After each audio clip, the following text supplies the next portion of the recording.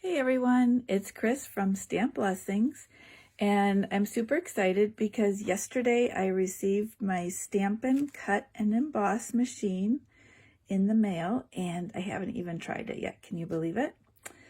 Right now I do have a Vagabond. I had the Big Shot before that, and finally it went out, and also I was getting a bone spur in my hand. So but now my Vagabond is cutting kind of wonky, so I wanted to make sure I had a backup, and I took advantage of the 10% off sale. Part of the package that comes with the machine are all of these plates. So you have this embossing folder for the 3D embossing folders. And then I have a sandwich that I can use for just a regular embossing folder. Then I have this number 2 for when I'm doing steel cut dies. And then this here is the base plate. And what I like about this base plate is that it tells me right here all the sandwiches that I need to make. And so I don't have to flip, panels back and forth. I don't think I'm going to have to shim it. So I'm really excited to give it a try. So let's go ahead and set this up. And it's really easy. It just kind of folds open. I like the weight of it. My upline Lisa said it was nice and sturdy. So of course I'm going to be trying this live, and I'm not sure that's so smart.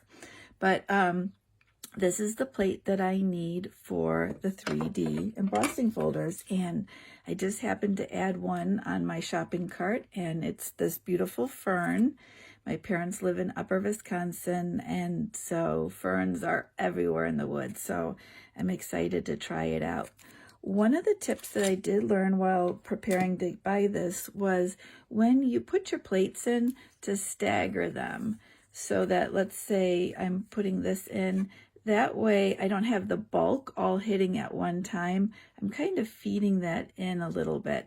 And these plates are actually beveled, so I can see how that's going to make it a lot easier.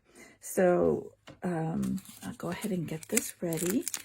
And I prepared some cardstock. I have some Stampin' Up cardstock, and I have some Close to My Heart cardstock. I'm going to see, since I'm doing this live, how is it going to be. So here is the folder. Oh, and I can tell this folder is really thick too, so much thicker than the others. So let's go ahead and start with the Stampin' Up cardstock. Another tip I learned was, because this is a heavy weight, to spritz it lightly with some water. So let's just do that. And if there's water on it, it still will dry. It won't discolor the paper, but it helps those fibers. You're going to want to make sure that your fold goes in first. So, yep, this is the 3D. I have the dark number 4 in the base plate.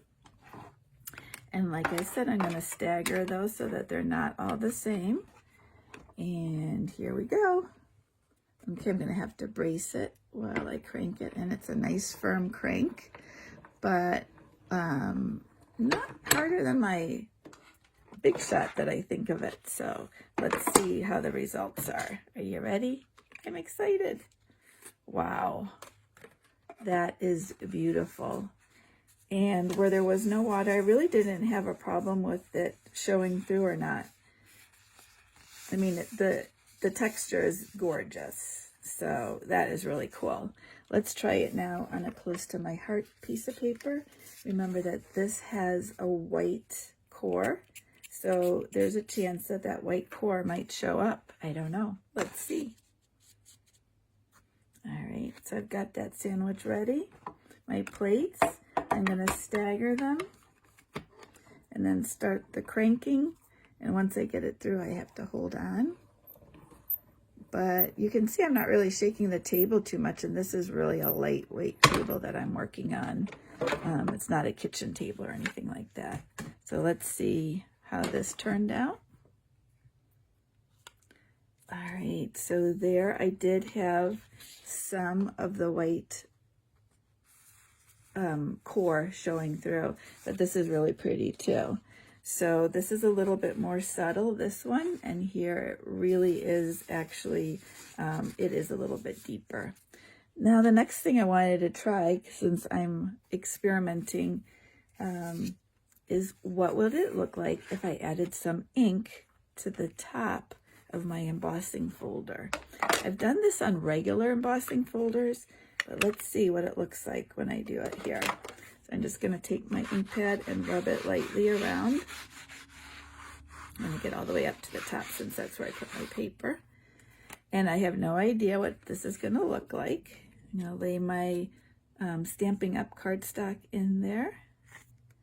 I'll bring my base up, lay down the embossing folder, the 3D embossing folder, and then stagger, go ahead and feed it.